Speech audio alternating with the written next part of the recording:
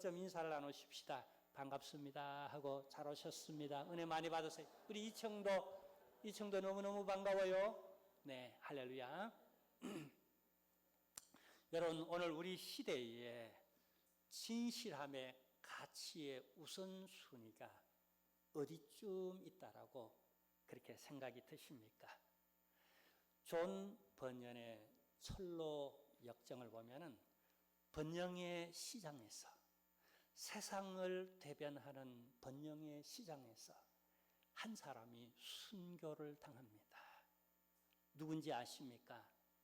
바로 신실함이라고 하는 진실이 죽음을 당합니다. 철로역정에서 존 번연이 이 얘기를 꺼내는 것은 우리 성도들이 살아가는 이 세상에는 진실이 없다는 걸 말하는 겁니다. 여러분 어떻습니까?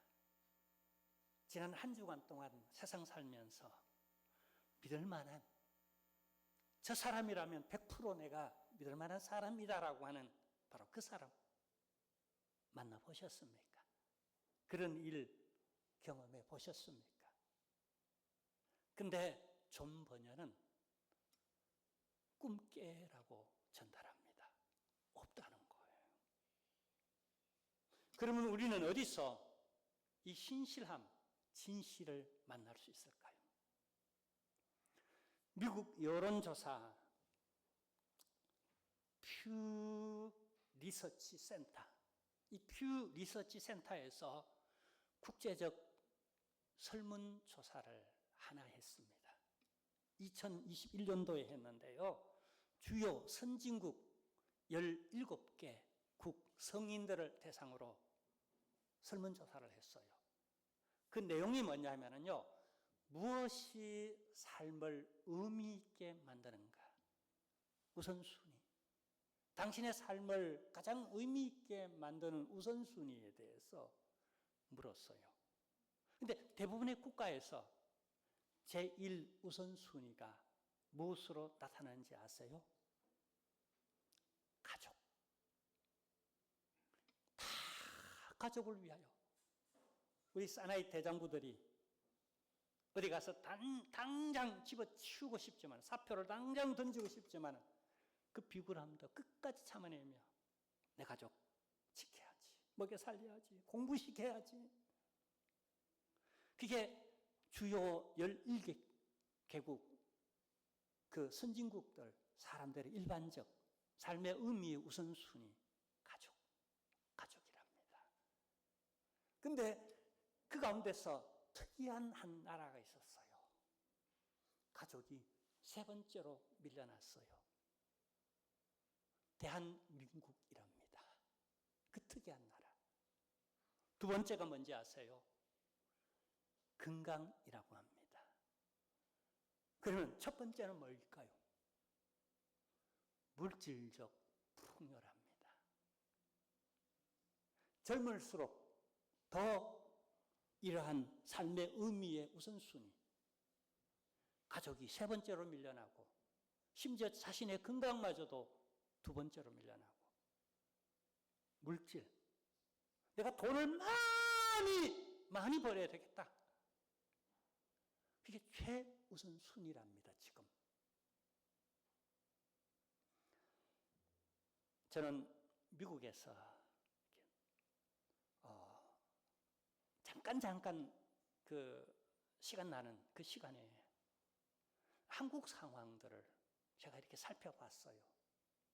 근데 제 가슴을 가장 충격적으로 또 안타깝게 만든 일은 캄보디아. 여러분 한국에 있으면서 어떻게 느꼈습니까? 전 해외에서 있어서 그런지 더 조국이 걱정되고 더 우리 교회가 그립더라고요. 그런데 이 캄보디아 사건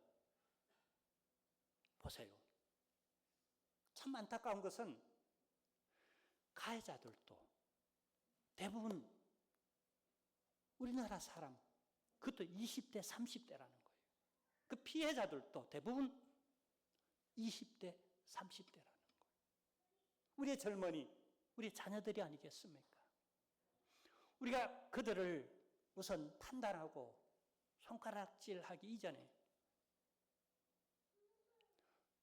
우리 사회, 지금 우리 사회가 어떤가? 보세요.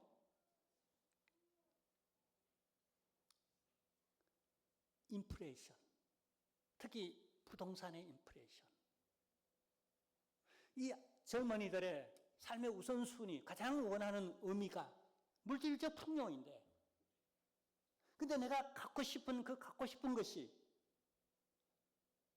내가 달려갈수록, 애쓸수록 그것은 더 빨리 내가 다다를 수 없는 그런 꼭대기로 훨씬 더 도망가 버리는 것도 있죠. 이들은 고학력자들입니다. 대부분 적어도 고등학교는 나왔고, 그리고 다들 나름 대학, 그리고 똑똑합니다.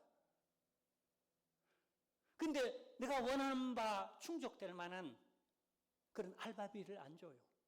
그런 월급 안 줘요. 취직이 잘 안 돼요. 그리고 내가 꿈꾸는 가장 의미 있는 그것이 너무 멀리 있는 거예요.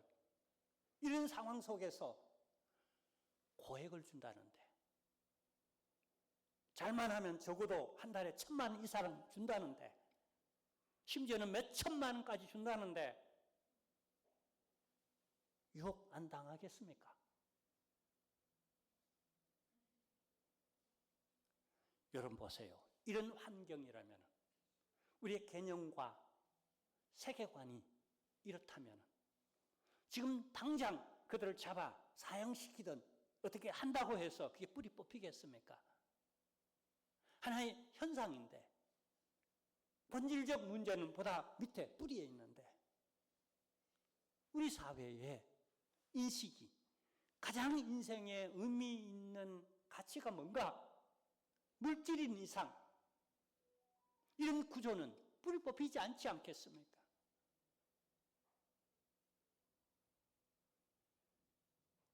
우리 자녀들, 우리 젊은이들은 보석입니다. 우리 미래예요. 특히 우리나라 석유 한 방울 안 나잖아요.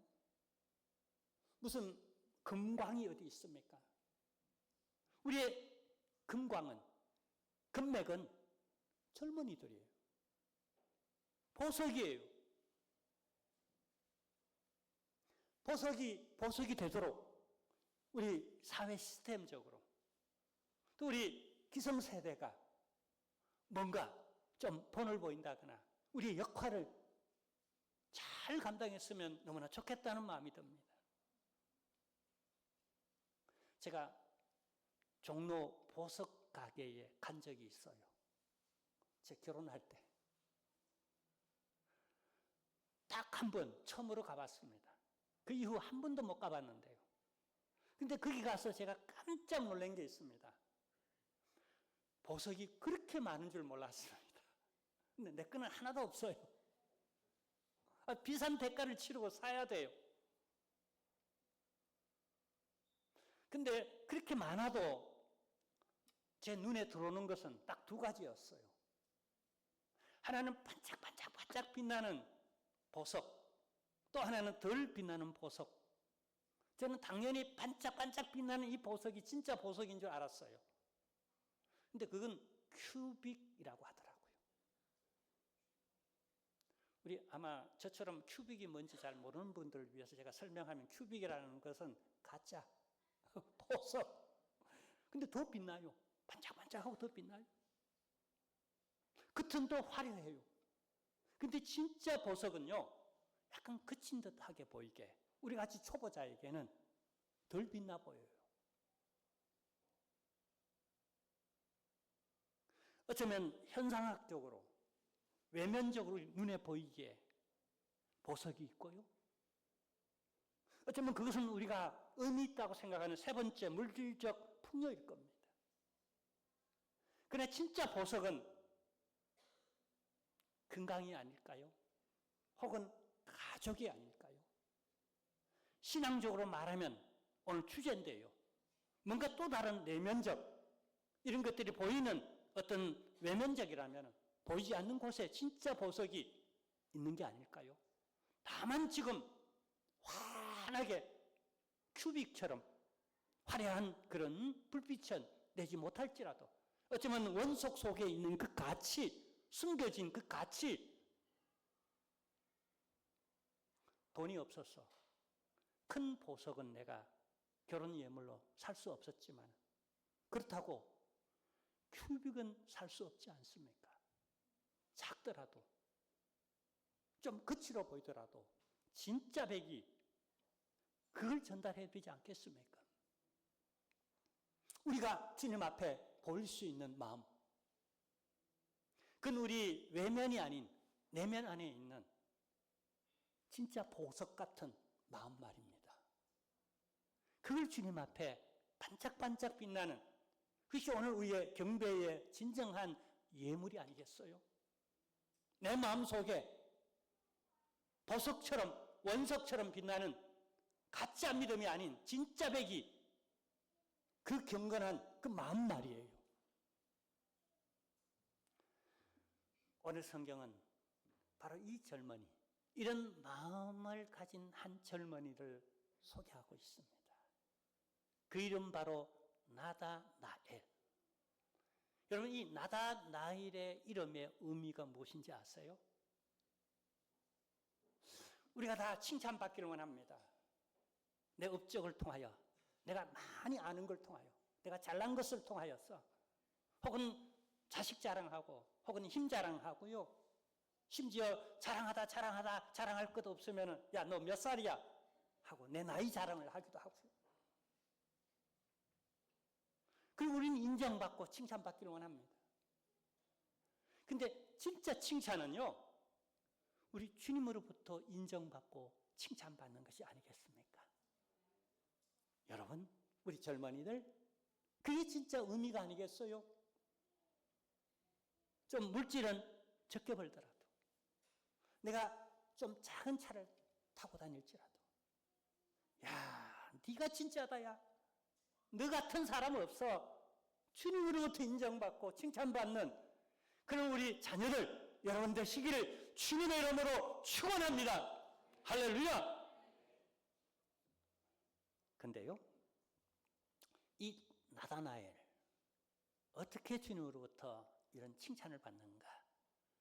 45절에 보면은요, 자, 여기 먼저 빌립, 우리 한번 읽어볼까요? 빌립이 나다나엘을 찾아 이르되 모세가 율법에 기록하였고 여러 선지자가 기록한 그 일을 우리가 만났으니 요셉의 아들 나사렛 예수니라. 빌립이 예수 그리스도를 만났어요. 어떤 예수를 만났다고요? 목수 요셉의 아들 나사렛 출신인 예수님을 만났어요. 근데 그분이 메시아인 것도 있죠. 그래서 내가 기꺼이 모든 걸 내려놓고 그분의 제자가 되었어요. 그 순간에 또 한 사람이 생각났어요. 자신의 친구 나다나엘. 그도 예수를 믿었으면 좋겠다. 그도 나처럼 예수님의 제자가 되었으면 좋겠다. 찾아갔어요. 찾아가서 이렇게 말한 거예요. 모세가 율법에 기록하였고 여러 선지자가 메시아는 이런 분이시고 메시아는 오신다라고 했던 그 메시아를 내가 만났다. 바로 나사렛 예수다. 그러자 나다나엘이 어떤 반응을 나타내죠? 46절에 보면은요, 나다나엘이 이르되 나사렛에서 무슨 선한 것이 나겠는가?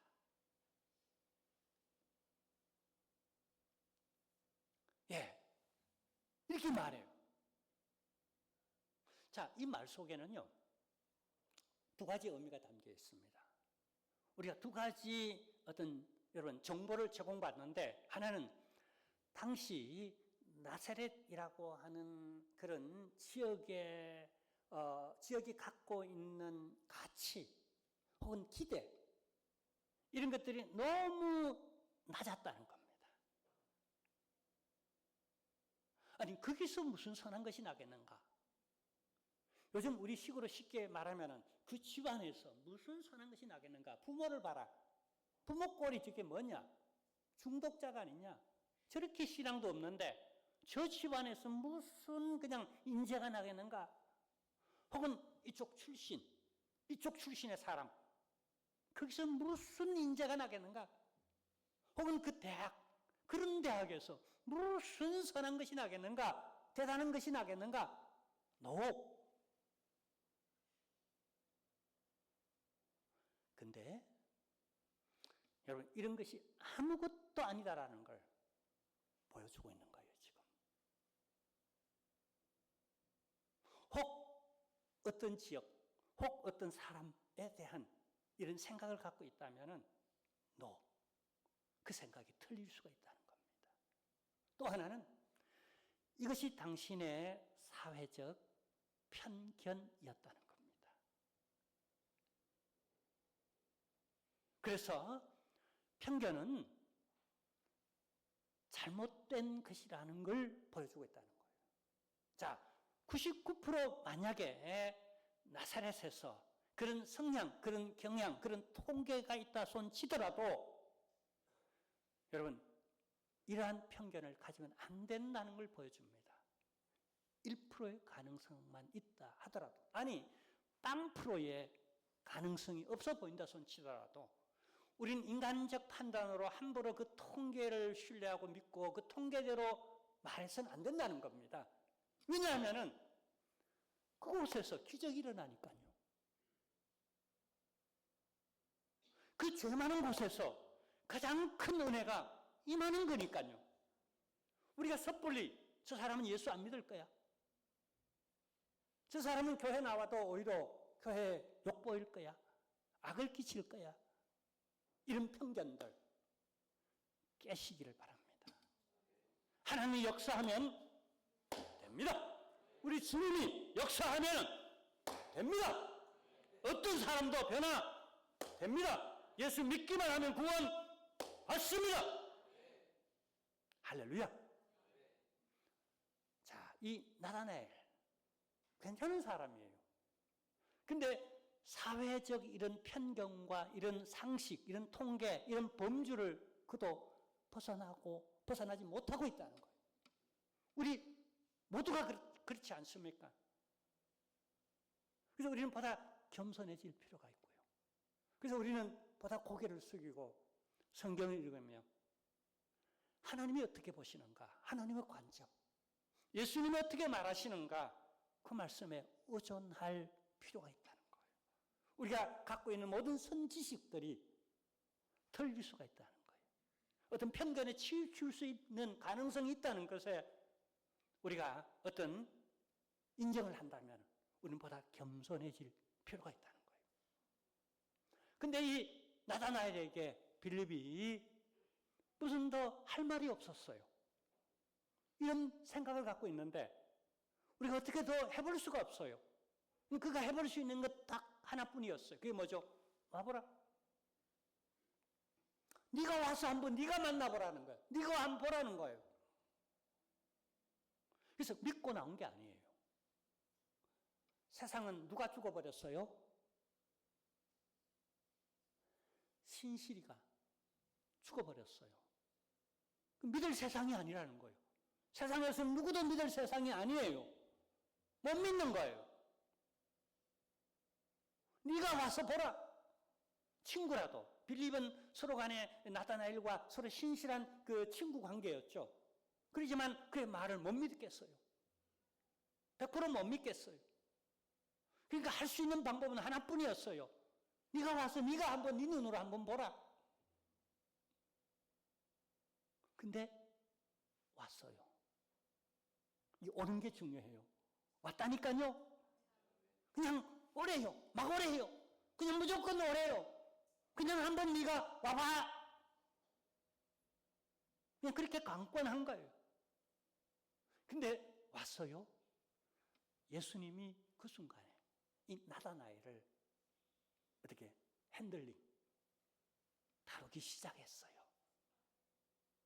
보세요. 어떻게 다루시는가? 47절에 보면은요. 예수님이 말씀으로 그를 다루십니다. 자, 함께 읽겠습니다. 47절 예수께서 나다나엘이 자기에게 오는 것을 보시고 그를 가리켜 이르시되 보라, 이는 참으로 이스라엘 사람이라 그 속에 간사한 것이 없도다. 보세요. 나다나엘은 예수님을 어떻게 판단했죠? 그리고 어떻게 말했죠? 사회 일반적 혹은 통계적 이런 관점에서 혹은 외면적 보이는 스펙대로 그를 판단했습니다. 그러나 진실하냐 위냐 참이냐 위냐 참과 거짓의 이 비교를 보면 100% 틀린 거예요. 그죠? 그러면 예수님의 판단 이제 비교해 보세요. 예수님은 그가 그렇게 말한 그 부정적 예수님에 대해서 악평한 자신의 그 고향, 자신의 출신지를 우습게 보는 그런 편견을 가진 그 사회 그리고 그 사람 그렇게 말하는 그 대상자에게 가타부타 그렇게 판단하지 않습니다. 대단한 칭찬적 판단을 해요. 뭐요? 보라, 이는 참으로 이스라엘 사람이라. 여기 뿅 갔어요. 이 젊은이가 이런 가치관을 가졌다는 것. 내 삶의 가장 큰 의미가 물질적 풍요도 아니었고 내 건강도 아니었고 심지어 가족도 아니었어요. 여러분은 어떤 칭찬을 예수님께로부터 이 시간 받기를 원합니까? 여러분 돌아가실 때에 우리 오늘 이 시간에 말씀을 통하여 예수님이 여러분을 어떤 칭찬을 해주면 가장 기뻐하면서 막 업되어서 돌아갈 것 같습니까? 우리가 오늘 이 나다나엘, 적어도 나다나엘에게서 가장 큰 칭찬, 그의 의미, 그건 예수님으로부터 내가 참 이스라엘 사람이라는 것으로 인정받는, 네가 참 성도다, 네가 진짜 백이 그리스도인이다, 이 한마디 딱 듣는 순간에 완전히 자신의 그동안 갖고 있었던 과학적 통계든 그게 사회적 편견이든 누가 무슨 말을 하든 내 안에 이제까지 어떤 선지식이 있든지 그것을 확 뒤집어 놓는 나 자신에 대한 새로운 발견과 인정. 네가 참 이스라엘이다. 어쩌면 사회에서 진실이 죽었기 때문에 내 진실이 인정받지 못하고 어쩌면 바보 취급당하고 이게 어떤 큰 가치로 내게 인정되는 게 아니라 내가 무능하다는 것 때문에 돈 많이 못 번다는 것 때문에 내 학벌이나 출신지가 좀 잘못됐다는 것 때문에 어쩌면 내가 참 이스라엘로 어떻게 가치 매김을 받지 못하는 인정받지 못하는 이 사회 가운데에 내가 가진 것도 없어 잘난 것도 없어 어렵지도 않아. 근데 나를 인정해 주시는 내 가치를 내 가치대로 인정해 주시는 그분이 메시아는 아실 거야. 내 이 마음을 내가 어떻게 살아온지 내가 지금 뭘 원하고 있는지 메시아가 오시면 그분은 알 거야.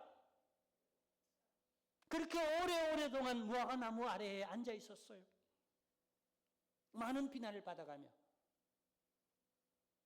근데 그분이 나의 이 시간적 의미, 내가 투자해온 그 투자의 의미, 내가 말하고 비전하는 그 가치의 의미, 그분만이 알 수 있는 그 말을 해주는 거예요. 네가 참 이스라엘이다. 여러분, 이 소리가 여러분에게 큰 울림이 되어지고 오늘 우리로 하여금 신바람 나게 세상을 향하여 다시 한번 도전해 나가는 이런 에너지가 되시기를 주님의 이름으로 축원합니다. 할렐루야. 근데 이 참 이스라엘이라는 그 다음 주님의 해설이 있습니다. 뭐요? 그 속에 간사한 것이 없도다. 네 마음속에 지금 간사한 것이 없대요. 이 간사하다는 말을 헬라 원어로는 돌로서라고 말합니다. 이 돌로서라는 말은 속이는 자. 쉽게 우리말로 표현하면요, 앞다르고 뒤다르지 않다. 얼굴, 가면 쓰지 않았다. 간사한 것이 없다라는 의미예요. 보세요. 그는 분명히 나사렛에서 무슨 선한 것이 나겠느냐라고 아주 비이상하게, 아주 열등적으로 예수님을 싸잡아서 평가절하했어요. 근데 도리어 예수님은 야, 네 속에 앞다르고 뒤다르고 여기서 말하고 저기서 말하는 게 틀리지 않다. 네가 뒤에서 가서 뒷담화하는 뭐 그런 사람은 네가 아니다. 너는 있는 대로 그대로 팍 얘기하고 뭐 뒤끝이 없다. 딴 데 가서 헛소리, 딴소리 안 한다. 뭐 있는 모습 그대로 네가 탁 보였다. 너는 그렇게 살아왔다. 너는 그런 성품을 가진 그런 인격자야. 그걸 인정해 주는 거예요. 그걸 칭찬하는 거예요, 지금. 자, 우린 여기서 두 가지를 계시봤습니다. 첫째는요, 하나님이 누구시냐는 거예요. 하나님이신 예수님은 누구시냐는 거예요. 성품적으로 앞다르고 뒤다른 분이 아니시라는 겁니다. 하나님은 언제나 있는 모습 그대로 우리에게 자신을 드러내시는 분이시라는 거예요. 뒤돌아서서 딴소리 하시는 분이 아니시라는 겁니다. 그래서 우리 하나님은 그런 사람을 원한다는 거예요. 여러분, 우리가 의사 앞에 나갈 때에 내 질병 가진 모습 그대로 나갈 필요가 있어요. 그래야 진단하고 그게 적절한 치료 방법을 선택하고 치료에 들어가잖아요. 앞다르고 뒤다르게 자신의 질병을 숨기고, 그죠? 병든 걸 숨기고 의사 앞에 나가는 게 아니에요. 우리 지금 있는 모습 그대로 나오길 원해요. 나 외로워요. 나 죄인이에요. 나 공로도 자격도 없어요. 나 부족해요. 이번 주에도 또 이렇게 내가 넘어졌습니다. 앞다르고 뒤다르지 않는 거예요. 있는 모습 그대로예요. 그게 참 이스라엘이에요. 지금 그가 못된 말하고 부정적 얘기하고 막 판단하고 그걸 탓하는 게 아니에요. 야, 네 참 속다르고 겉다르지 않다. 그대로 네가 잘 표현했다. 그 속에서 예수님은 그를 만나주죠. 여러분, 우리 마음은요, 거울과 같은 거예요. 이 심성, 이 영혼, 이 마음 속에 예수님이 이렇게 비춰져야 되잖아요. 예수님 비춰져야죠. 우선 그 이전에 우리 마음에 우리가 세상, 진실이 없는, 진실이 순교당한 그런 세상을 살아가면서 여기 어떻게 해요? 먼지가 복잡하게 쌓여집니다. 참 복잡하잖아요, 우리 인생이. 생각도 그러고 사상도 그러고 말도 참 복잡한 게 여기 그럴수록 우리 인격에 여기 심령에 자꾸 먼지가 쌓이잖아요. 이 쌓이다 보면은요, 어떻습니까? 이 쌓여 있는 걸 먼저 내밀어야 되겠죠. 나 이렇습니다라고. 숨길 필요가 없죠. 꽁꽁 싸매고 잠가놓고, 그죠? 이럴 필요가 없죠. 내밀어야 되겠죠. 그래서 거기서 주님과 더불어 닦아내려야 되겠죠. 주님께는 해결 방법이 있습니다. 우리 주님께는 다 됩니다. 어떤 문제든요, 다 닦아낼 수 있어요. 그리고 그 닦아낸 그 바탕 위에 예수님이 당신의 뜻, 당신의 형상, 당신의 메시지 들리게 합니다. 보이게 합니다. 비춰냅니다. 아멘. 그래서 간사함이 없는, 있는 모습 그대로 좀 이렇게 가슴을 드러내는, 그래서 예수님의 어떤 그저 다루시도록 그렇게 만들어줄 수 있는, 이게 필요한 거예요. 주님이 이걸 칭찬하는 거예요. 네가 많은 공로 있다고, 네가 똑똑하다고, 네가 좋은 출신이다라고. 이걸 칭찬한 게 아니에요. 네 있는 모습 그대로 내게 나왔다. 네게는 그 순수함이 있다. 순수한 청년들 있죠. 순수한 젊은이 마음이 있죠. 지금 이 마음을 원하는 거예요.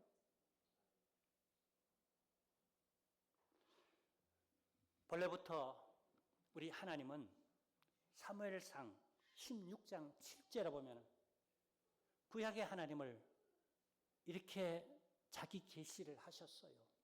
뭐라고요? 사람은 어떻게 해요?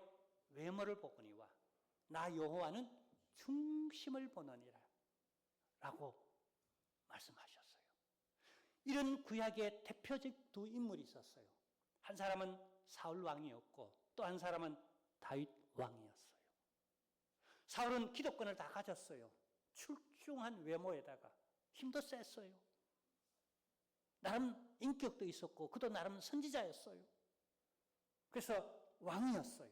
다들 원했어요. 왕이여 왕이여라고 그만한 자격이 있다고 생각했어요.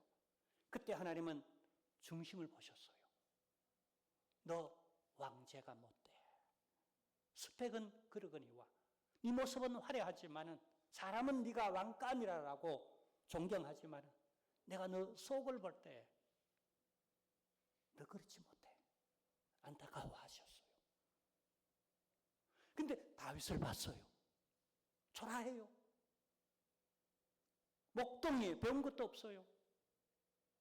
인간적으로 막내예요, 막내. 근데 너 속을 보니 네가 진짜 앞으로 왕제다, 왕제. 그리고 길을 열어주셨어요. 은혜와 복을 그 집안에 막 부어주셨어요. 마음을 봤다니까요. 내가 이새의 아들 다윗을 만나니 내 마음에 합판자로 주님의 마음에 들도록 공로, 자격 이런 문제가 아니에요. 내게 간사함이 없는 솔직한 그대로 주님 앞에 내 마음을 토로하는 그 마음을 보셨어요. 그리고 그것을 다루셨어요. 여러분, 결국 그가 예수님의 제자가 됩니다. 이 나다나엘을 대부분의 개혁 신학자들은 12제자 가운데 바돌로메, 그가 바로 나다나엘이라고 해석합니다. 제자가 됐다는 거예요. 당신은 하나님의 아들이다라고 고백하잖아요. 어떻게 해요? 마음으로 말미암아. 이 마음으로 말미암아 고백하잖아요. 우리가 보다 우리 마음에 솔직할 필요가 있습니다. 뭐 가면 쓸 필요가 없어요. 그냥 죄인이다라고 그냥 좀 낮아지면 돼요. 그럼 나머지는 우리 주님께 맡겨놓으면 그냥 다 해줘요. 할렐루야. 여러분 보세요. 두 가지인데요. 이제 마지막 결론을 내리려고 그러는데요. 여러분 이런 간사함이 없는 참 이스라엘로 그가 뭐 선행을 많이 했다, 무슨 스펙이 좋다 이런 의미가 아니라 어떻게 간사함이 없는 이런 마음, 어찌 보면 투박해 보이기도 하죠. 이런 마음을 어떻게 그가 간직할 수 있었겠는가 라고 하는 겁니다. 우리가 적어도 예수를 제대로 못 만나고 예수를 제대로 알지 못하더라도 이 마음은 우리가 여러분 이 세상에서는 얻을 수 없는 신실함이 순교당해버렸잖아요. 죽어버렸잖아요. 없잖아요. 그럼 우리가 어떤 장소가 필요하다는 얘기죠. 어떤 시간이 필요하다는 얘기죠. 그것이 바로 이 나다나엘에게 있어서는 무화과 나무 아래였다는 겁니다. 무화과 나무 아래에 있는 시간이 있었다는 거예요. 네가 내게 나오기 전에, 아니 빌립이 너를 찾아가기 이전에 네가 무화과 나무 아래에 있는 걸 내가 보았다. 내가 안다라고. 그가 간사함이 없는 순수한 마음을 가진 청년으로서 그 자신을 어떻게 유지할 수 있었던 것은 그가 무화과 나무 아래에 있는 시간이 있었다는 거예요. 세상에 분주한 시간만 보내다가 지금 예수님께 나온 게 아니에요. 무화과 나무 아래에 있다가 나온 거예요. 분주하고 바쁜 일상 속에 우리가 살아갑니다. 우리에게 가장 필요한 건 지금 뭘까요? 무화과 나무 아래에 있는 시간. 그것이 어떤 사람에게는 조용히 성경을 읽는 그 시간, 그래서 주님의 말씀에 귀를 기울이는 그 시간, 말씀을 묵상하는 그 시간, 혹은 큐티하는 그 시간일 수 있고, 혹은 조용히 주중에 혼자 나와서 성전에 늘 열려 있잖아요. 주여 하며 주님 앞에 내 마음을 내려놓는 그런 시간일 수도 있고요. 또 한편으로는 바로 이 시간 말씀을 들으면서 내가 무화과 나무 아래에 있는 나 자신을 솔직히 드러내고 주시는 말씀 속에 아멘 아멘 받으면서 나 자신을 수정해 나가는 내 인식의 변화, 편견 가진 모든 편견을 수정해 나가고 예수 그리스도를 만나고자 하는 그 열정, 그게 나의 무화과 나무 아래일 수 있는 이런 시간이 필요하지 않습니까? 여러분, 나란나엘이라는 이름의 뜻은 하나님이 주셨다, 하나님의 선물, 그에게 하나님이 선물을 주셨다라고 하는 이런 의미를 가지고 있습니다. 그렇습니다. 그에게 네가 참 이스라엘이라고 하는 하나님이 인정하는 칭찬을 그에게 선물로 주셨고, 그가 예수 그리스도를 어떻게 해요? 하나님의 아들로 받아들이는 구원 얻는 믿음을 그에게 선물로 주셨고, 그러하여금 일평생 이제 세상에 사로잡혀 사는 게 아니라 예수님께 사로잡혀 예수님의 길을 걸어가는 예수님의 제자의 발걸음을 걸을 수 있는 그런 선물을 그에게 허락해 주셨습니다. 여러분, 아무것도 필요 없습니다. 내 이 마음입니다. 이 마음 하나님 앞에 투명하게 주여라고 부르는 순간에 나다나엘, 하나님이 주신 선물이었습니다. 우리에게 주실 선물들이 혹은 구원으로, 혹은 생명으로, 혹은 응답으로, 혹은 예수님을 만나는 경험들로 신령한 우리가 성숙되어져가는 그런 고백들로 우리를 주님께서 더하여 주시는 이런 은혜가 넘칠 겁니다. 이런 역사가 일어나기를 주님의 이름으로 축원합니다. 하나님 아버지 감사드립니다. 저희들 은혜로 살아갑니다. 하나님이여, 그러나 세상에 살다 보니까 진실함을 잃어버렸습니다. 다시 한번 우리가 진실을 회복할 수 있도록 주님 투명한 마음 회복할 수 있도록 도와주셔서 있는 모습 그대로 주님을 경험하고 만나고 인정하고 주님으로 채워지는 역사가 있도록 도와주옵시고 예수님의 길을 걷기를 원합니다. 주님께로부터 인정받기를 원합니다. 특별히 자녀들, 우리 젊은이들이 그러할 수 있도록 은혜 위에 은혜를 더하여 주옵소서. 예수님의 이름으로 기도하옵나이다. 아멘. 우리 다 같이 일어나셔서 찬송가 463장 부르시고 축도로 예배를 폐회합니다. 신자 되기 원합니다. 진심으로 신자 되기 원합니다. 아멘. 신자 되기 원합니다. 힘으로 진심으로 신자 되기 원합니다.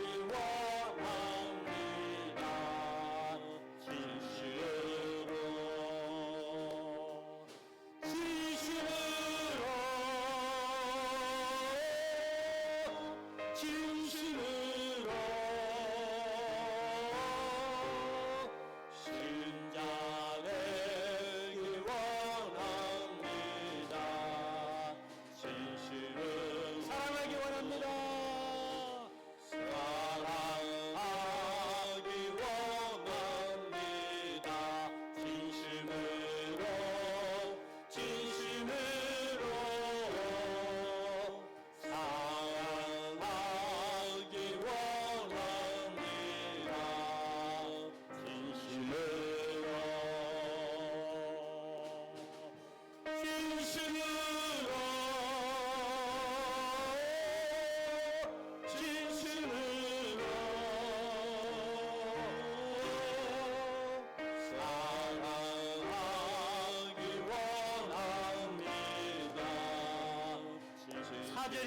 예수 닮기 원합니다.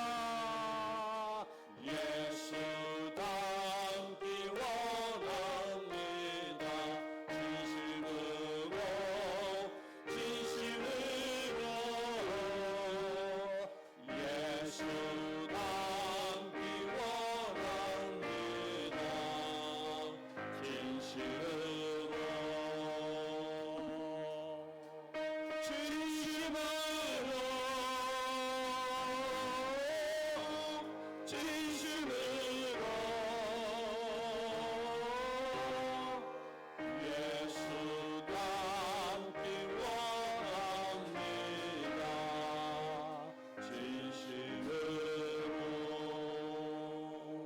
지금은 우리 주 예수 그리스도의 은혜와 하나님 우리 아버지의 크신 사랑하심과 성령님의 모든 위로, 교통, 축복 속에서 신자 되기 원하며 예수 닮기 원하는 사랑하는 모든 심령 그 마음 가운데에 예수 그리스도로 충만한 생명으로 충만한 은혜가 이제로부터 영원토록 함께 있을지어다.